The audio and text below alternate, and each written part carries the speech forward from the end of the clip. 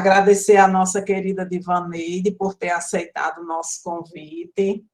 Ela é uma mulher linda, negra, feminista, moradora da Zona Norte, é cientista social, tem mestrado e doutorado em Ciências Sociais pela nossa querida UFRN, é vereadora da cidade do Natal, pelo Partido dos Trabalhadores, é pré-candidata a deputada estadual pelo Partido dos Trabalhadores, e Divaneide, nossa querida Diva, tem contribuído com o nosso curso, com os projetos de extensão, não só da universidade, mas com todas as ações do SA.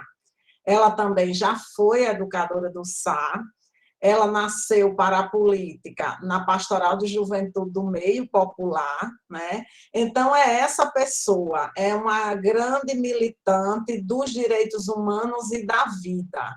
Uma mulher que a gente tem, né, a grata alegria de conviver com ela, de saber da sua força e da sua coragem em defesa dos direitos humanos de toda a população, especialmente das mulheres e das populações, dos segmentos populacionais que são mais criminalizados, né? Então, Diva, querida, nossa Então, candidata não é à estadual. toa que ela carrega Diva no nome, viu? Exatamente, ela é a grande diva da Zona Norte, É é uma mãe grande de mulher. 4 filhos, mãe de 4. Diva, meu amor, Parabéns. a sala de aula é sua, linda. Que honra, né, estar aqui. Primeiro com o meu mestre Milton, né, que ele é o próprio aconchego, né, não tem como. A gente parece que se a gente encontrar Milton em 100 eventos diferentes, ele vai conseguir fazer uma coisa diferente, ele vai conseguir juntar uma coisa que a gente nunca imaginou que ele ia conseguir, né, com um tema, né, de política, de democracia, é uma coisa, é um educador realmente diferenciado, né? Então, essa abertura da nossa aula aqui já nos dá, né, até a tranquilidade, porque a gente vai falar de temas tão duros, né? Neoconservadorismo, fascismo, totalitarismo, né? Quer dizer, são coisas tão pesadas, né, que nos assusta, né? E a gente fica pensando como a gente vai abordar temas tão densos de modo virtual, né? Acompanhando, trazendo algum conceito, mas também trocando com vocês, né? Porque as oportunidades que eu já tive nesse processo de formação foi mais uma troca do que uma aula, né? Na verdade, eu vim, mas eu saí daqui aprendendo muito mais. Já começou, né? Porque Milton já deu a aula, né? Só a mão dele aqui já foi os temas, né? A gente vai seguir pelos dedos dele, viu, gente? Porque, veja só, enquanto, Milton, você estava falando do dedo mindinho, do seu vizinho, do maior de todos, o maior de todos, sabe quem é, minha gente? É o neoconservadorismo. Ele é o maior de todos. Ele é aliado do fascismo. Acontece que o neoconservadorismo ele é muito perverso, porque ele, ele nasce lá nos Estados Unidos e é o que é de mais atual, né? O que é de mais moderno, entre aspas. Então, é aquele que Milton diz, que acha que não precisa mais de ninguém, que é a superpotência, que está lá, né, resolvendo tudo, que está lá no meio do povo, né? E a gente é o quem? O dedo mindinho, né? Mas acontece que a gente não está só, a gente tem seu vizinho, né? E a gente tem o fura-bolo, que é que vai fazer, vai para as ruas, ó, o fura-bolo e o cata-piolho vão para a rua catar alternativas. Então, a gente está muito bem, a gente vai seguir com essa mãozinha, porque ela vai nos ajudar durante todo o processo. Viva Milton, que acendeu a luz, né?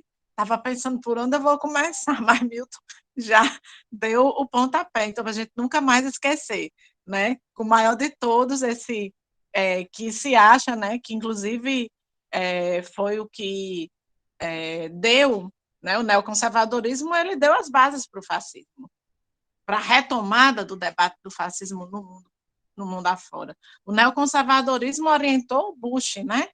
Orientou Reagan, né? Orientou esses cabas aí, o Ronald, né? Que pensam mesmo que eles são a superpotência que todo mundo deve seguir, né?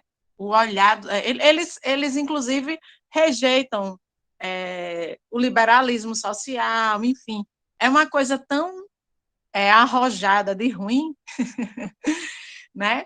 Porque é o maior de todos, sendo que ele esqueceu que ele é o maior de todos, mas tem uma ruma de outros, ele não é sozinho aqui, ó, também ele não resolve nada, porque a gente tem resistência, o que eu já trabalhei, inclusive, com outra turma, né, do tema da resistência, né, da democracia, com esses outros pilares, né, que foi, né, a gente estava falando, inclusive, né, naquele momento, da questão trabalhista, das mudanças, enfim. E esse debate das reformas, eles estão, e do que a gente viveu no país, a gente não viveu reformas.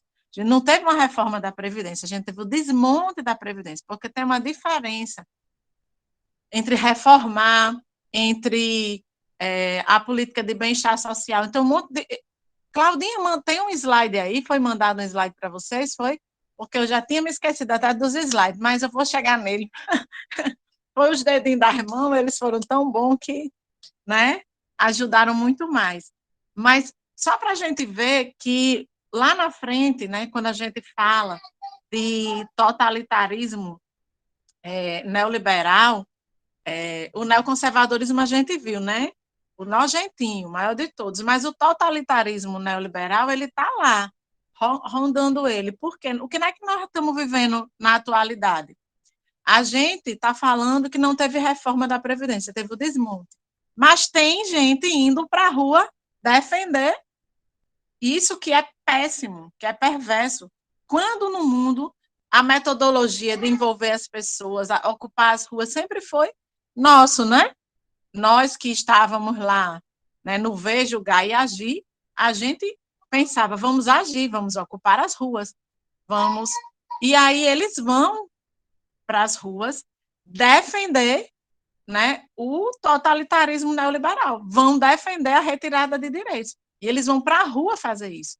Então, quando alguém vai para a rua defender contra, né, o dedo mindinho, seu vizinho, né, o furabolho e o catapiolho, e vai se juntar com o maior de todos, num regime de dizer, olha, vamos aprofundando o que é neoconservadorismo, né, com o que é totalitarismo neoliberal. Eita, então a gente vai voltar no que é liberal, para entender primeiro o que é liberal, para depois entender o que é neoliberal e entender totalitarismo neoliberal, porque são conceitos pesados, né? Mas está aí na aula para a gente aprender, para a gente aprender com os dedinhos, né?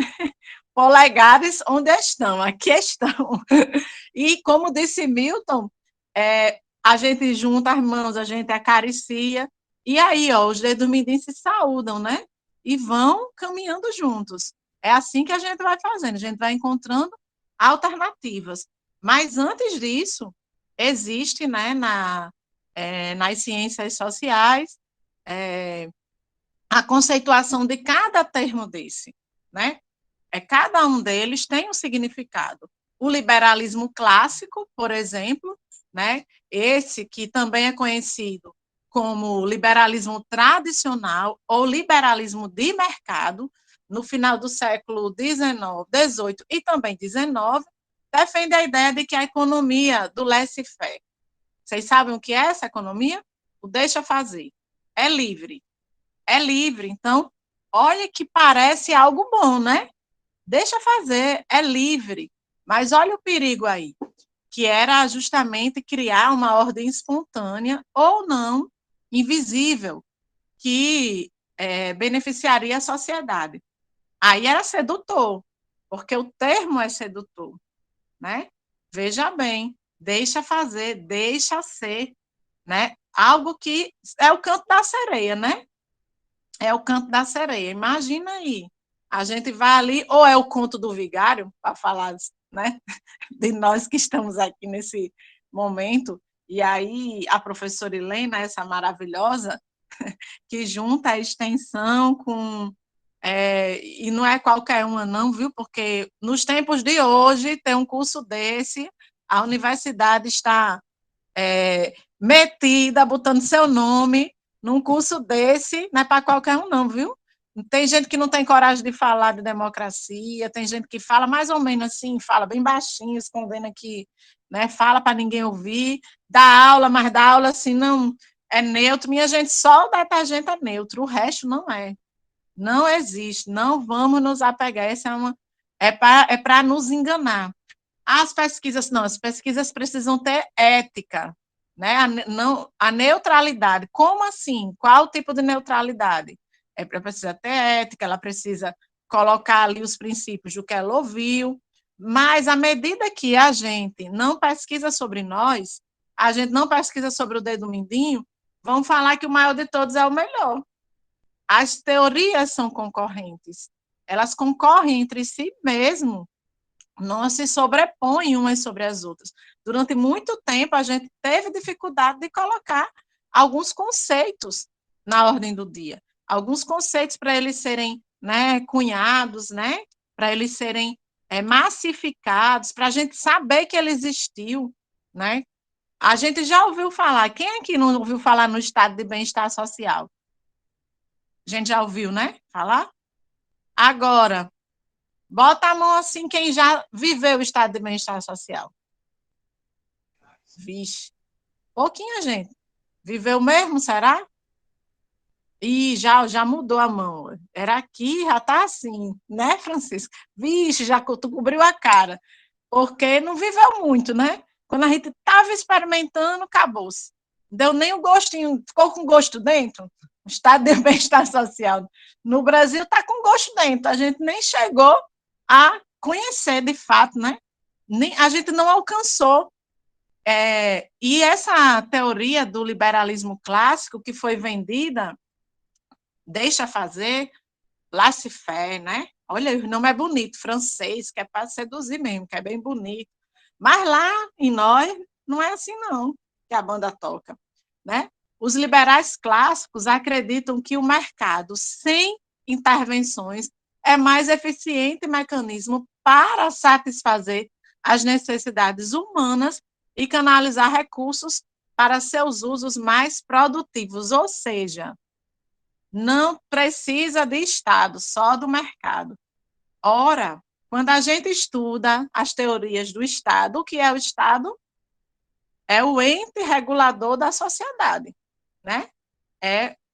Vamos falar de um pacto social, né? Então, não tem... lá em Hobbes, que dizia o homem é o lobo do homem, e depois a gente foi criando pactos, né?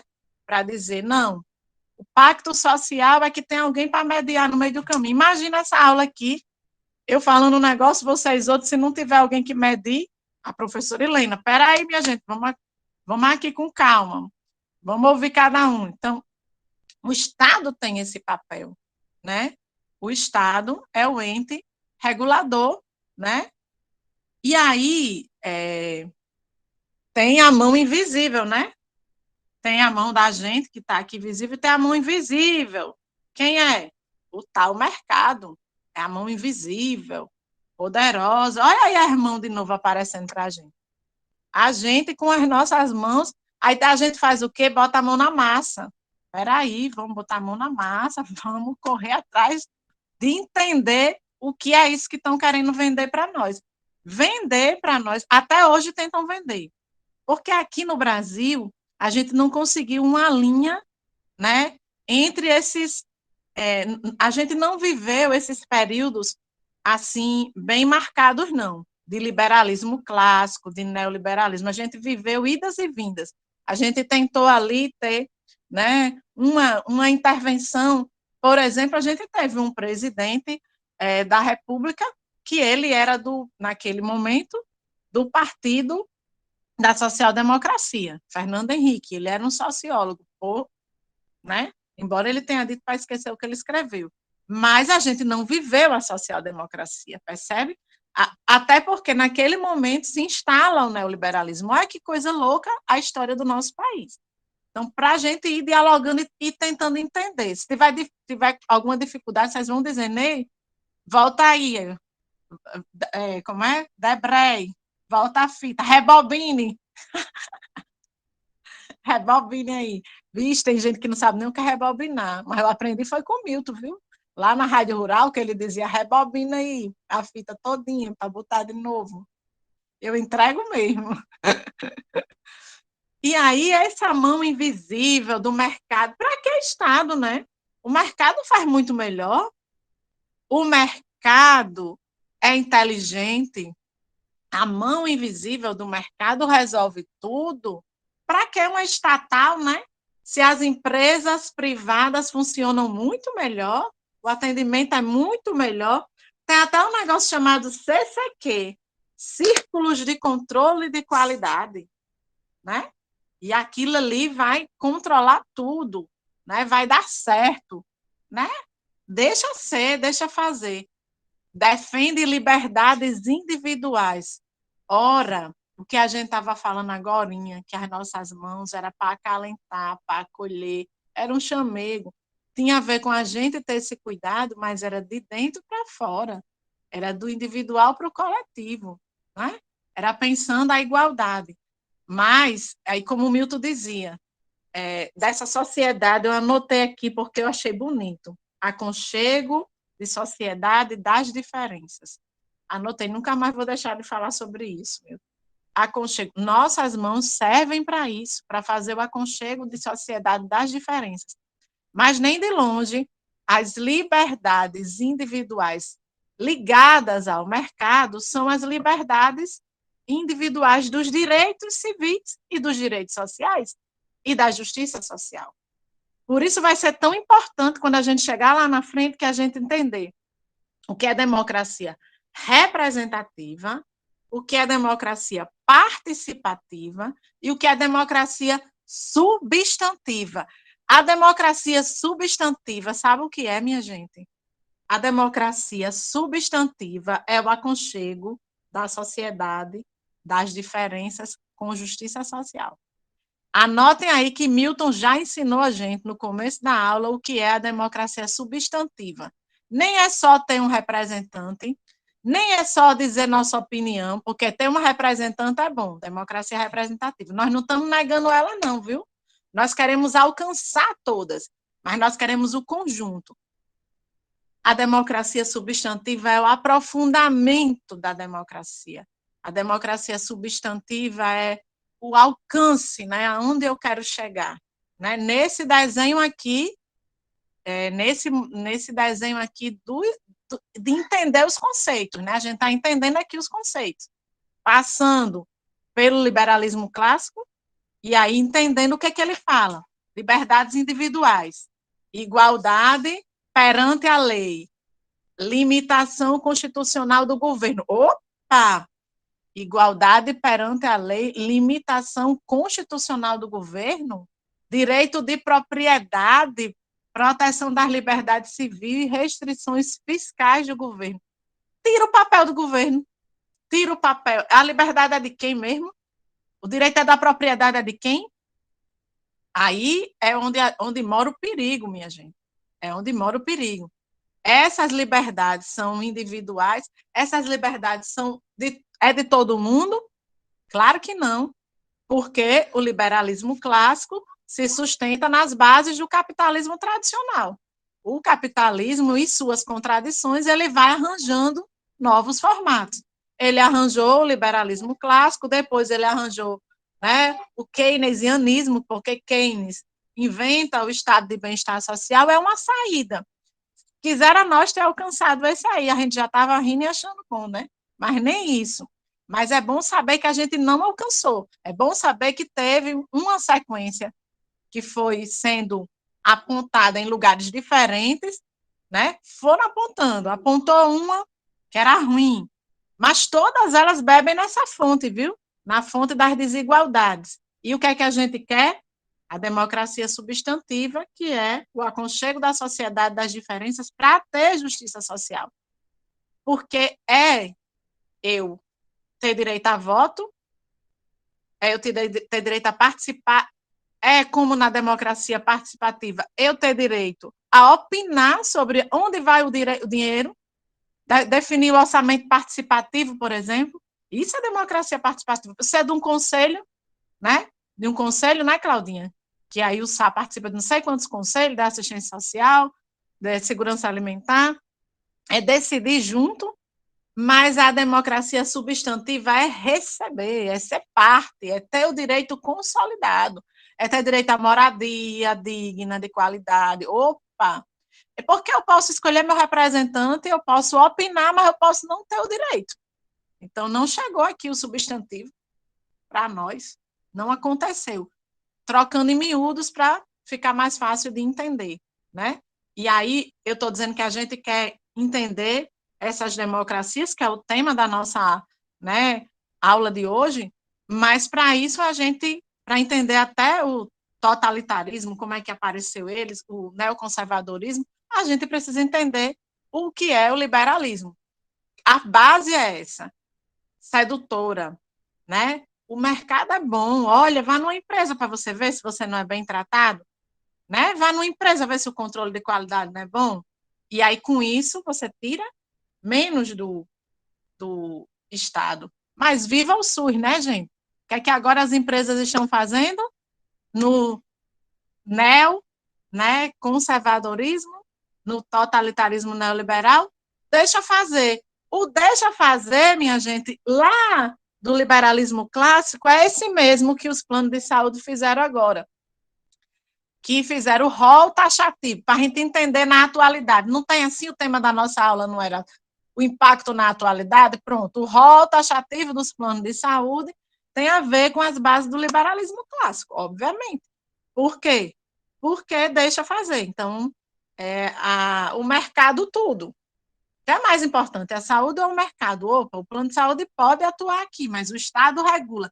E esse Estado que está aqui, que nós estamos vivendo, o representante desse Estado tem regulado como? Em desfavor da sociedade, em desfavor do aconchego. Né? As mãos estão aqui, ó, tremendo. A gente não consegue nem fazer assim e a gente nem descansa. É o tempo todo assim, em estado de alerta. A mão está assim, erguida, Milton. Está assim o tempo todo, fechada, o nosso punho está cerrado. A gente não está conseguindo ir lá acariciar o dedo mindinho do seu vizinho. Está nem prestando atenção que tem o maior de todos. Nosso punho está cerrado, né? Para poder, né? É reativo, né? Porque não está fácil. Então, entender isso tudo faz parte desse desenho. Pode passar.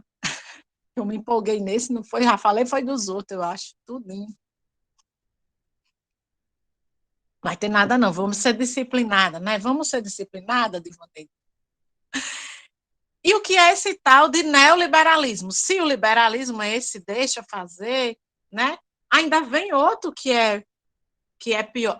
Porque no liberalismo, o próprio capitalismo ele não vai conseguindo manter. Não teve o Fordismo, a produção ficou lá, né, minha gente? Você produz muito, daqui a pouco você tem que dar conta de inventar como vai ser, como vai escoar a sua produção. Eles têm uma série de contradições, né? A tecnologia vai avançando. Qual é a contradição do momento? Que uma dessas aulas que eu também participei, eu ouvi César Sanzon falar, do aquecimento global, não foi não? Ele trouxe até os dados, né, Claudinha? Lembra disso? Então, a contradição que nós estamos vivendo produz muita tecnologia. Como se sustenta isso, né? A gente quer a tecnologia, a gente está aqui vivendo de uma tecnologia, chamando uma aula virtual. Nós estamos achando ruim a tecnologia? Não. Mas nós não podemos concordar que seja em detrimento de degradar, né? De destruir. Tem que ter bases, pilares. E aí, gente, nesse processo todo, o neoliberalismo, nos meados do século XX, lá nos anos 44, Hayek, né, que era austríaco, e também Friedman, que era um norte-americano, os dois são os maiores representantes da inteligência neoliberal. Começam a traçar as bases teóricas e conceituais do neoliberalismo.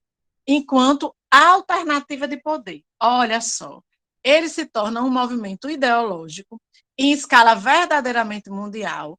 Então, assim, veja só, começou a ganhar proporções grandes, porque lembra que teve um período que se falou muito de globalização?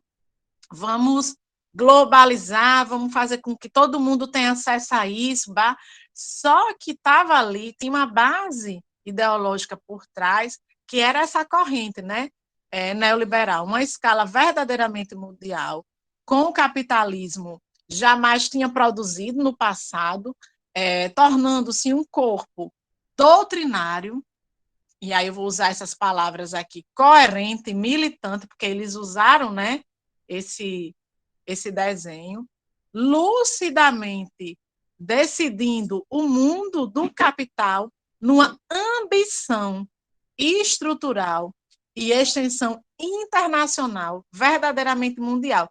Foi pactuado, o mundo inteiro estava se propondo a fazer isso, Milton. Era todo mundo se propondo a diminuir o papel do Estado, retirar. Eu lembro que eu estava na universidade nos anos 2000, logo que eu consegui entrar, e passava uma Kombi do sindicato lá, que aí a professora, a funcionária da Universidade do Cileda, ela dizia, ó, o neoliberalismo é o câncer da sociedade. Aí ela dizia isso e eu ficava pensando, porque primeiro eu estava tentando entender o que era o neoliberalismo, mas era isso, era o Estado de privatizações. Foi aí que começaram as privatizações. O que é que nós estamos vivendo hoje? O totalitarismo neoliberal. Vamos associar. Ali, no neoliberalismo, começa, para a gente entender, começam as privatizações. E no totalitarismo neoliberal, o povo defendendo isso, indo para as ruas, defendendo a retirada de direitos. Aquele direito que nós, cidadãos, conseguimos para termos a democracia substantiva, apareceu lá gente indo para a rua nesse totalitarismo neoliberal, dizendo não, precisa não mesmo. É reforma trabalhista mesmo, é terceirização mesmo, é precarização do trabalho mesmo. Então, tudo que a gente foi, ao longo de muitos anos, lutando para enfrentar o liberalismo, dizendo, não, tem que ter Estado sim, tem que ter estatal sim, vamos lutar contra a privatização. Aí privatizou, e agora o caos é muito maior, porque privatizou e o estado da arte dos direitos trabalhistas e sociais estão mais vulneráveis ainda, porque as ditas reformas trabalhistas, não sei o quê, essas todas que a gente viveu, previdenciária e tal, elas são parte desse totalitarismo neoliberal, porque elas tiveram apoio de uma parcela da sociedade muito conservadora e que tem se apresentado assim, tem usado as nossas ruas para isso, né? Tem cerrado também o punho e tem feito embates muito fervorosos, ou seja, a gente sai do liberalismo clássico, né, que fala, né, desse papel mas ele não se sustenta e eles inventam o neoliberalismo. Então ele não se sustenta, vamos lá, mas vamos vender, né, o que a gente tem de Estado, né? E aí essa é a sequência, mesmo que a gente não tenha vivido marcadamente cada período, e tivemos no Brasil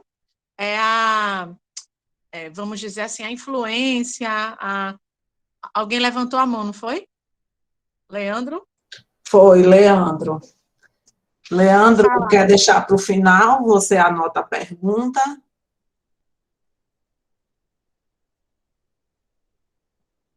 Pode continuar, Diva. Pronto. Então, pode passar, Claudinha. Vocês vão me avisando aí do tempo, se eu estiver extrapolando. Tá dando certo, amiga. Tá dando certo? Então, vamos embora, vamos nessa. E aí, quais são os pressupostos teóricos do neoliberalismo? Ele diz assim, toda forma de intervenção estatal constitui um sério risco para a liberdade individual. Olha aí o golpe. Toda forma de intervenção estatal, ou seja, o Estado oferece um risco para a liberdade individual. Ora, eu quero produzir, eu quero, né? É como o velho da Havan. veio aqui, botou a empresa dele, ainda saiu espalhando fake news, dizendo que a gente é contra o emprego. Não, a gente é a favor do trabalho. A Estátua da Liberdade, ela é maior que o Pórtico dos Reis Magos, né? Ela cobre o símbolo da cidade. Então, o Estado não pode operar dizendo as regras, olha, esse tamanho aqui não dá. Lá em Brasília pôde, aqui em Natal, não. Deixa aí, para dar um exemplo a vocês de como é a cor da chita, né? Então, eles colocam esse pressuposto teórico, eles são muito arrojados né, nessa escrita. Um sério risco para a liberdade individual e o caminho mais seguro para a imposição de regimes totalitários. Representa uma reação teórica e política contra o Estado. Veja só. Diva, E ele Oi. teu som tá baixo. Meu som tá baixo? Eu tô achando. Para vocês está bom, gente? Tá normal? Para mim tá normal. Ah, é? Então é no meu computador. Pode continuar, amiga, me perdoe. Pois cuide, aumenta aí o som. Aumenta aí as oiças.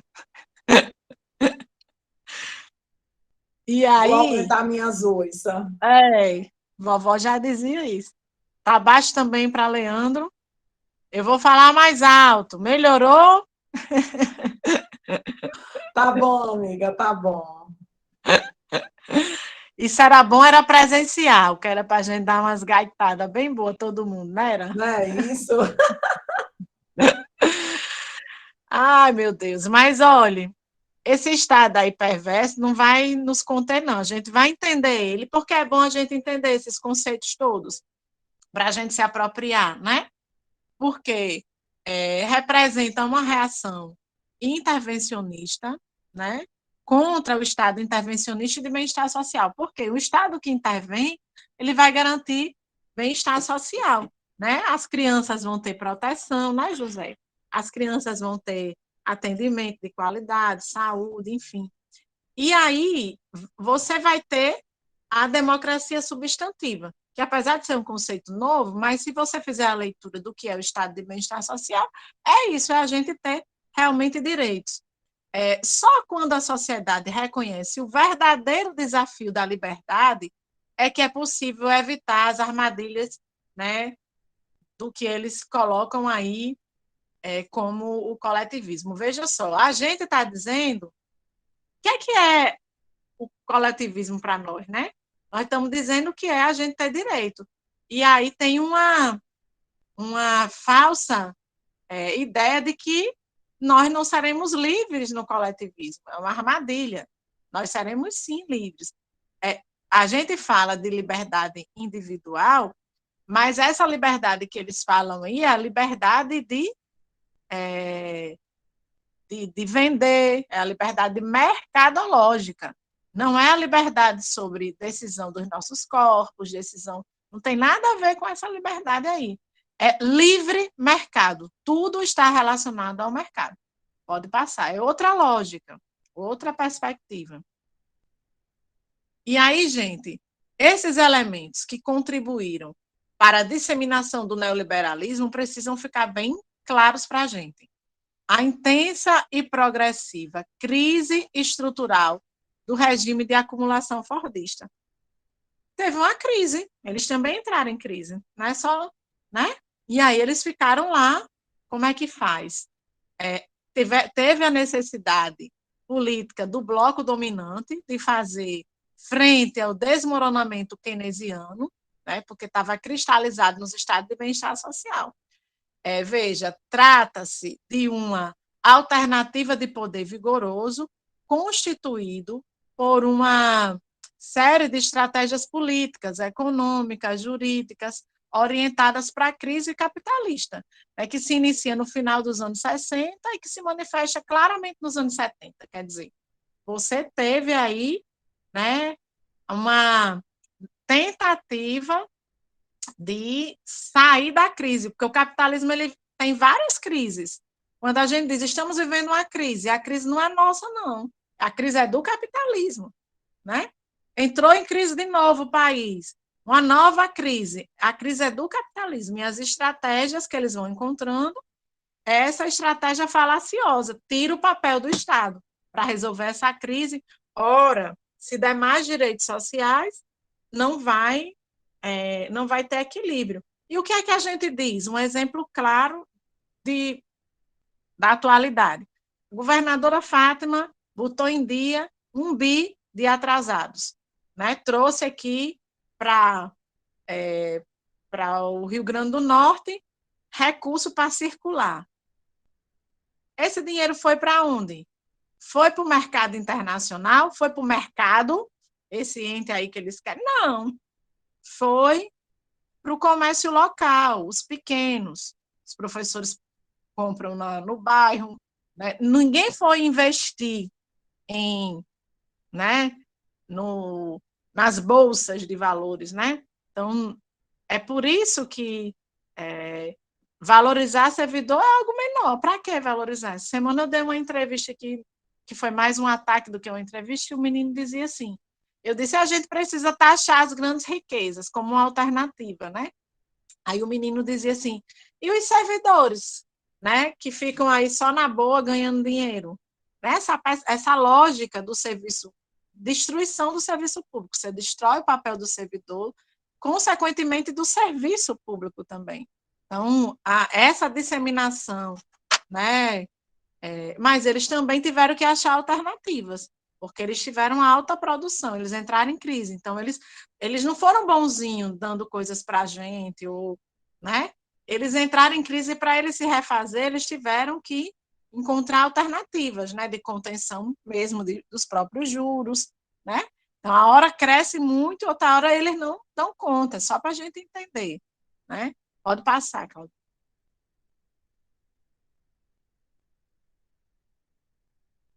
Qual foi a primeira experiência no mundo? Genealogicamente, este continente, que é o nosso, a América Latina, testemunha a primeira experiência sistemática do neoliberalismo no mundo. Porque eles inventam as coisas para botar para nós, gente. Eles inventam as coisas e jogam para nós, para a América Latina, né? Eles, né? Como é o maior de todos, eles inventam as coisas e jogam para nós, né?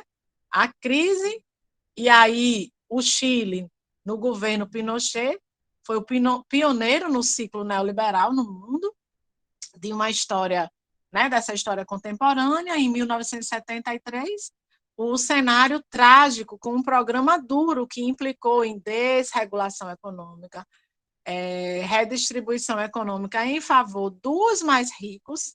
Olha só que loucura. Longe do aconchego da sociedade das diferenças, Milton, porque circulou em torno dos mais ricos. Então, não chegou aqui no nosso rosto, não veio, né? Teve desemprego massivo, repressão sindical, privatização de bens públicos, bem parecido com o que a gente está vivendo hoje, né? Então, assim, bebe na fonte, né? Então, a gente vive tudo misturado, né? Por isso que é o totalitarismo neoliberal, porque a gente tem tido hoje perda do papel sindical, repressão, privatização, desemprego. Nem bem a gente chegou no pleno emprego. Ora, a gente nem deu uma bicadinha ali no estado de bem-estar social. Opa, já estamos de novo no neoliberalismo. Meu Deus, como foi isso? Já piorou de novo, ladeira abaixo, né? Então, essa experiência na América Latina é muito perversa, porque é bem aqui para nós, né? Fica bem perto daquilo, da nossa realidade, do que a gente vive. Pode passar.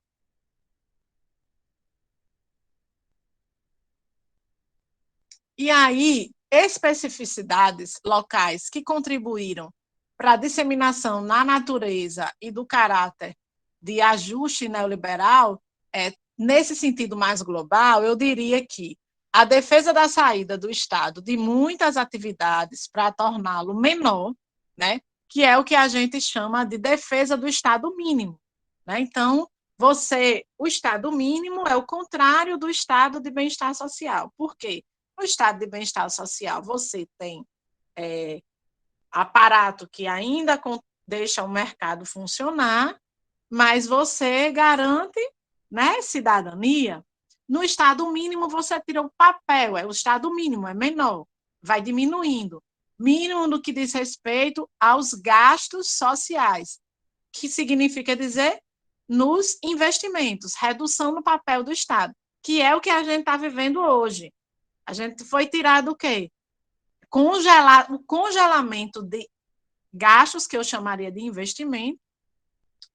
Essa PEC, né, da maldição que congelou os gastos, minha gente. Olha como é importante a gente ir associando, né? Porque a ideia era o impacto na atualidade, por isso que eu estou associando, sempre trazendo um exemplo, né? A redução do papel do Estado, minha gente, a retirada do papel do Estado, se você tirou 60% dos recursos da assistência social, acabou, né, minha gente? Acabou. Se você não investe mais na agricultura familiar, e você diz que agro é pop, agro é tech, agro é tudo. Aqui, para quem está no rural, sabe do que eu estou falando, né? E aí, se você começa a dizer que a ênfase maior é no mercado e no indivíduo, o indivíduo que é desvinculado de suas organizações, partidos, sindicatos, associações, movimentos sociais. Quando a gente trabalha identidade, e aí é uma coisa bacana, porque não pode entrar aí no programa, se é que não já tem identidade, a gente trabalha o reconhecimento dos indivíduos como sujeitos, mas não como sujeitos individuais, sujeitos de uma coletividade, garantindo suas individualidades para terem suas individualidades respeitadas, não o indivíduo desvinculado do coletivo. É por isso que é uma grande armadilha, né? O que eles colocam para a gente, né, nessa linha de individualidade e coletividade. A ênfase no mercado e no indivíduo, né, como eu disse para vocês, desvinculada, ela acaba... Diva, agora eu não estou escutando. Chegou uma ligação para você, né, Tivani? Ah, foi, eu recusei. Pronto, Deu certo. agora Então, voltou. vou voltar. Ok. Voltou. Forte quanto à capacidade de controle dos ideais neoliberais, né? Então, é outra premissa. O Estado e a esfera pública são responsáveis por todos os males sociais e econômicos. Olha só que perigo.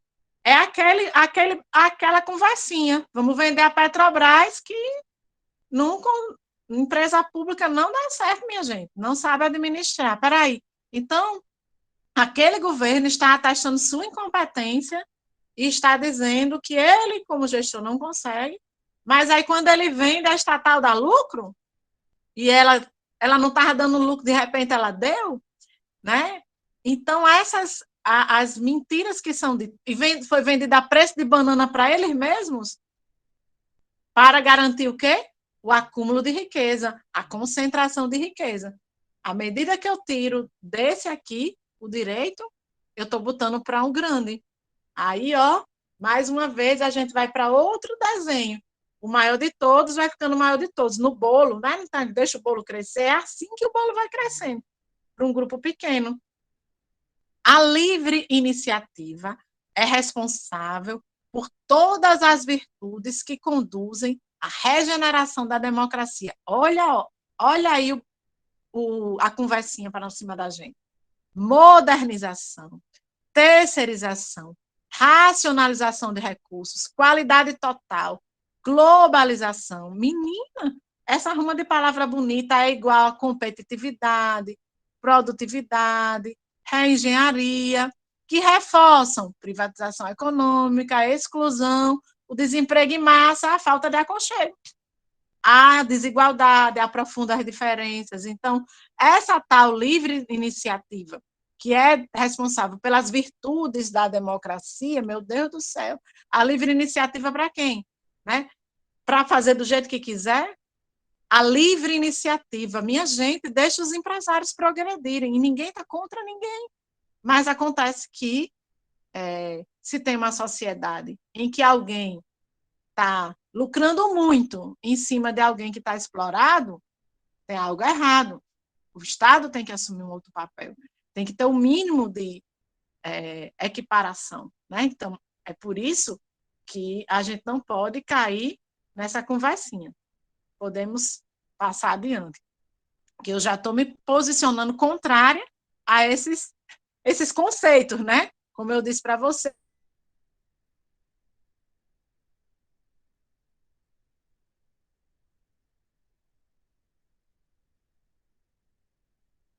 Conservadores, e nós temos que fundar e temos que brigar pelos nossos conceitos, democracia participativa, a ciência está em disputa, né? E aí, quando eles apresentam uma teoria, a gente tem que ir lá e disputar, teoricamente, um outro modelo de sociedade, né? Dizendo, inclusive, esse não dá conta, esse amplia desigualdades, esse aprofunda desigualdades, esse aí só enriquece uns e outros não.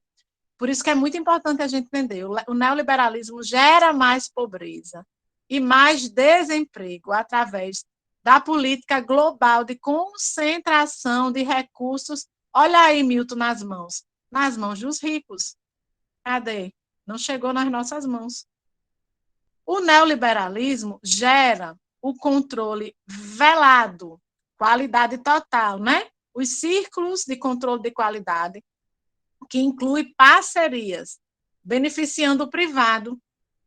Aí hoje a gente escuta umas coisas bem bonitas, porque a gente acaba precisando fazer parceria público-privada. Mas é importante a gente saber se a gente caiu numa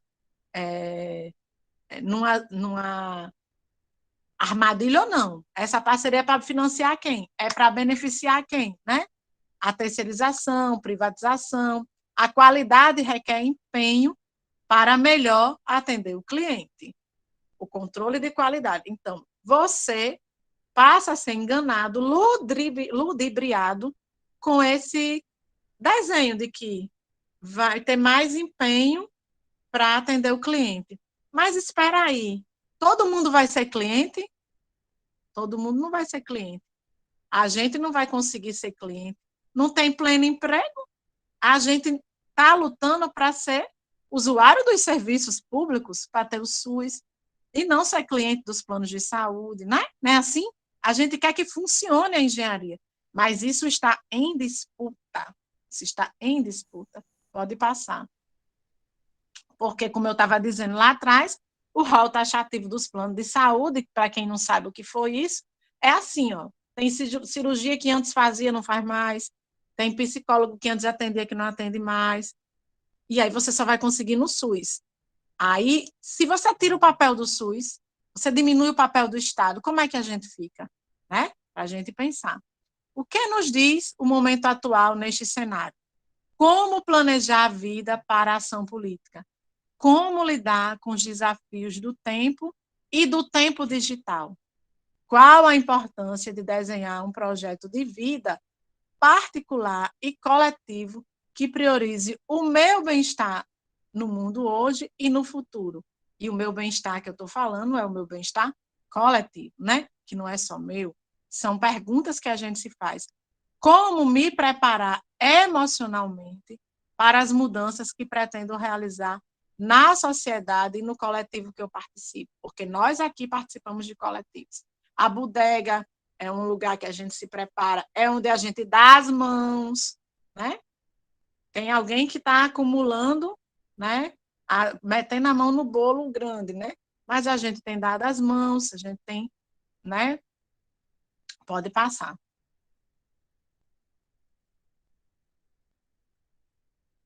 E o que é que esse momento continua nos dizendo? Pergunta para a turma. Isso que era vocês que iam fazer as perguntas a mim, né? Eu estou deixando aí. Já no outro slide tinha 3 perguntas, nesse tem mais. Qual a importância de lideranças nas análises sobre os movimentos sociais e nas ações coletivas em geral no mundo atual? Em que sentido a atuação do líder é relevante e quais as tarefas por eles desempenhadas? Como incidir politicamente nos movimentos sociais e nas políticas públicas? Vou dar só uma dica. Democracia representativa é importante, a participativa é também, e a substantiva é mais ainda, que é o acesso ao direito. A democracia representativa, você escolhe parlamentares que lutam, né, para a gente ter acesso à moradia, a ter benefícios eventuais como o aluguel social, né? Aí você participou do debate lá no conselho, então a sua parlamentar defendeu isso, você participou no conselho defendendo isso, então você participou. E a pessoa que foi despejada da casa, ou o menino que saiu do abrigo, completou 18 anos, não tem casa, ou a pessoa que está em situação de rua, vai ter direito à habitação. Pessoa que perdeu a casa na pandemia, democracia substantiva. Enfim, o direito chegou mesmo para a pessoa. Né? É isso.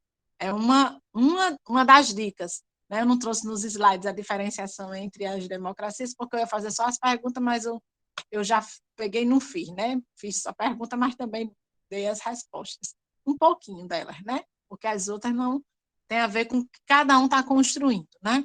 A gente está construindo coisas também maravilhosas, enfrentando esse cenário atual, né? Que é do totalitarismo neoliberal, que é uma nova roupagem, né? Que é esse que vai para a rua defender o Bozo e as atrocidades. Esse é o totalitarismo neoliberal, porque o neoliberalismo era ruim, gente. Era péssimo, tirava o papel do Estado.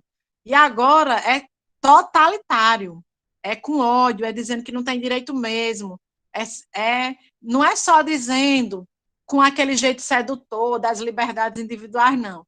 É dizendo que pobre não tem direito mesmo, é totalitário. É outra lógica de discurso. Percebe a diferença? Tinha uma diferença. Antes era para nos envolver, agora não tem isso de passeio para envolver, não tem, não. É outra lógica, é outro lugar que se inspira nesse neoconservadorismo, né, estadunidense, né? Então, para a gente saber como é que ele se assemelha, né? É que ali, de onde tem uma potência toda poderosa, e as outras que não são potência, que teve o protótipo, o primeiro desenho na América Latina, a gente fica repetindo isso, sendo o país pobre, com tanta riqueza, querendo ser mais pobres, que sendo subserviente a quem quer ser a superpotência, né? Esse neoconservadorismo. E esses todos aí compõem, né, um protofascismo, né, que é ausência de liberdade total. Aí o discurso da liberdade individual deles, inclusive, cai por terra, porque é liberdade só de mercado. E de mercado para quem? Gente, era uma provocação inicial, aí estão as perguntas e é uma troca, né? Então, muito obrigada aí pela escuta, viu? Que maravilha, Diva. Nossa, que debate rico, não é? Discutiu desde os clássicos, né? Até o que a gente está vivendo agora na atualidade.